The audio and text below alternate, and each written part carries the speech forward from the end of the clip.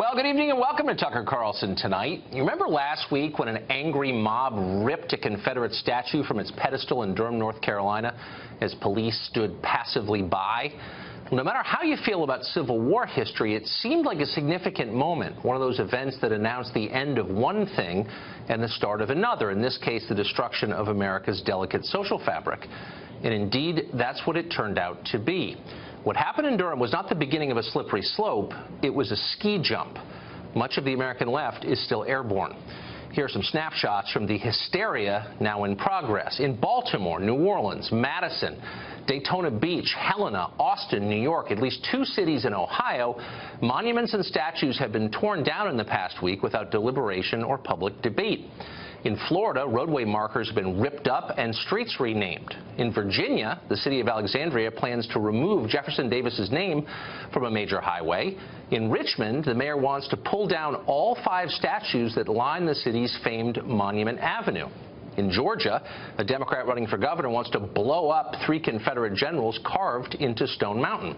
At the University of Southern California, meanwhile, activists demanded a new school mascot because the one they have has a name similar to that of Robert E. Lee's favorite horse. Not making that up. Well, an Asian ESPN announcer knows the feeling. He was removed from a football game for the same reason. But it's not just Lee who offends our modern Jacobins, but the man to whom he surrendered at Appomattox, ironically. On Tuesday, New York City Mayor Bill de Blasio was asked if he planned to tear down Grant's tomb, the tomb of Ulysses S. Grant. De Blasio indicated he'd think about it. New York is now conducting a citywide review of all symbols of hate, and that's bad news for dead historical figures. The head of the city council there is demanding the removal of a Christopher Columbus statue from what could be soon Che Guevara Circle. In the city of Chicago, activists torched an Abraham Lincoln statue for the crime of being old and white. Pastors in that city are now calling for the removal of a George Washington statue. Across the country, the names of Presidents Jefferson and Jackson have been stripped from Democratic fundraising events, despite the fact they founded that party. A writer at Vice.com suggested this week that we ought to blow up Mount Rushmore, etc., etc. We could go on and on. For the most part, the media and our political class regard all of this as legitimate social protest. They agree with Bill de Blasio, who recently noted that, quote, a lot of people in this country feel that their history has been ignored or affronts to their history have been tolerated, as if history were race-specific and each interest group gets its own version. That is what the left believes. Your kids are learning that right now in school. Meanwhile, the rest of the country looks on in bewilderment. Outside of our richest zip codes and carefully cocooned campuses, Confederate statues don't seem like an imminent threat. The real issues are economic, as they always are. A huge percentage of this country has no net worth at all. They're moving backward and at high speed. According to a Harris poll released today, fully 78% of Americans say they live paycheck to paycheck. More than a quarter save no money at all. Nearly 3/4 are in debt to big banks, and half of those think they always will be. Our middle class is getting poorer and is dying younger, which means that our leaders have failed. There's no clear measure of that. And that may account for the renewed emphasis on race politics. What about my paycheck, you ask? Shut up, they respond. Racism. Noam Chomsky is an old leftist, old enough to remember a time when the left cared about economics more than identity politics. He was onto all of this back in the 1980s, believe it or not. Quote, the smart way to keep people passive and obedient, he wrote then, is to strictly limit the spectrum of acceptable opinion, but allow very lively debate within that spectrum, even encourage the more critical and dissident views. That gives people the sense that there's free thinking going on, while all the time the presuppositions of the system are being reinforced by the limits put on the range of the debate. Sound familiar? Jason Nichols is a professor at the University of Maryland, and he joins us now. Professor, I can't help but suspect that some of this controversy is being stoked by people who don't want to take accountability for their own failures. There are a lot of places in this country that are not touched by their Confederacy. Detroit, for example. I don't think there are any Confederate statues in Detroit. Detroit's a disaster, and it has been for generations. In a sad way, I say that as an American. And yet the people in charge of Detroit will tell you that the statues in Richmond are the problem, and that's a lie. When are normal people going to call their leaders to account for their failures and stop hiding behind made-up controversies like this? Well, I think you're mixing two different issues here. I think that there are people who are very concerned about what's going on around the country in cities like Detroit, cities like Baltimore. However, we want symbols in our cities and in our states that show what we want to be as a nation. Not only where we've been, but what is it that we want to be. Those are the kinds of things that you should honor and that you should have as monuments. Now, a monument is different than talking about history. We believe, I think most people believe, that, for example, the Confederacy or Christopher Columbus or all those things certainly belong in books. They certainly belong in museums. Now, do we want to honor what they've done? I think that that's a different story. Yeah, I mean, I'm partly sympathetic to that. I mean, this paid for with public funds. I wouldn't want to see. I mean, in Detroit, you know, there's a building named after the black separatist mayor, Coleman Young. I would be driven crazy if I had to live near that. I mean, so I kind of get it, okay? On the other hand, this is a manufactured crisis. These statues have been here for decades, in some cases centuries. They were there for the duration of Obama's 2 terms.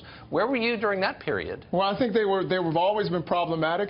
People have always talked about it. For example, at my university, no one was pulling them down. At my university, we have talked about the fact that we wanted to change the names of certain buildings of people who wanted to keep the university segregated for a long time. It took till very recently for those names to change. Okay, it's that you. It's, I think that people on the right haven't been listening. People have been talking about this stuff. You're right. Okay. They haven't been pulling down statues in the middle of the day. It hasn't dominated MSNBC for a week. I mean, this is This is not a conversation we're having. This is a moral panic. It came out of nowhere after well, it didn't come out of nowhere. Charlottesville happened, but it's not obvious why the Jefferson Davis Turnpike in Alexandria has to have its name changed a week later, okay? So people have fueled this fire, and my point is, I'm not saying it's totally an illegitimate debate. I don't think it is. I think it's a real debate, okay? Yeah. But it's not the core debate. It's not even in the same universe as the core debate. I think the discussion, oftentimes from people who don't have a certain, or who have a certain level of privilege, is oftentimes, oh, this just came out of nowhere. It was the same thing during the Civil Rights Movement. The Civil Rights Movement, it came out of nowhere. It's these outside agitators. They're making a problem. Good black people have always been okay with that. You know who has no privilege? The kids in Detroit. Do you know what the test scores are in Detroit? No. Do you know what they are? Oh, let's talk about the kids in Detroit. Do you know what the test scores are? Do you have any idea? Because I didn't. I just looked them up. Do you have any idea that Betsy DeVos changed the school system? I'm sure it's her fault. It has nothing to do with Betsy DeVos. This has been going on for generations. Okay. And as of right now, 96% of kids in Detroit schools, 96% are not proficient in math, 93% are not proficient in English.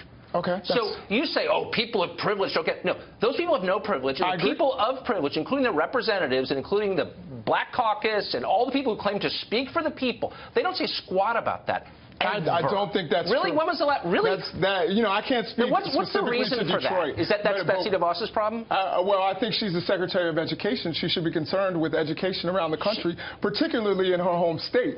But at the same time... Dude, this has been going on for generations, and nobody says squat.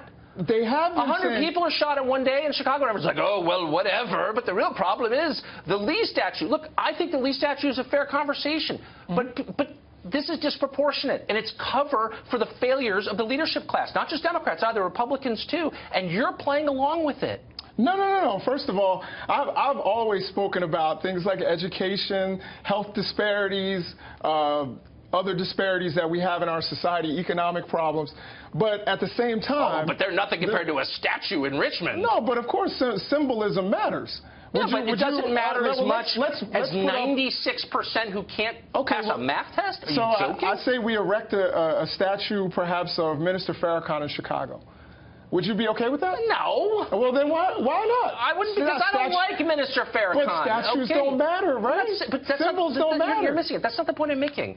I think symbolism does matter. I get spun up about this. I think symbols actually say a lot about who you are and where you're going. I agree with you there. Okay. I'm just saying the moral panic around this is manufactured and is diverting attention from the fact that the middle class of the country, including black Americans, are getting poorer. And nobody says anything about it. And I'm just saying that if you're on the activist left, as you are, maybe you should pay attention to things that actually matter. Well, I think again, if you read my writing, if you read the writing of a lot of other scholars and journalists, they've been writing about what's going on in our major cities, and they've been talking. They haven't. It's all like, oh, this is the legacy of oppression. It's like, no, these are real. Absolutely is the legacy of oppression. But I mean, I'm sure that that's part of it. But when you got 96 or 97% who can't pass a math or English test, there's a lot going on. Absolutely. And it needs a thoughtful response, and it needs actual leadership. And nobody's stepping up to do that. And it's totally depressing to me. And everyone get mad at the demagogues who are like diverting attention. Oh, be mad about the statues. Don't pay attention to this. No, but I think the statues, again, as we said, I think both issues are issues. Now, again, I would certainly prioritize something like education over the statues. Would you? I don't think you would, though. I don't, because I bet you don't have any idea what to do about it. Not that I do, but I mean, you're thinking about this stuff.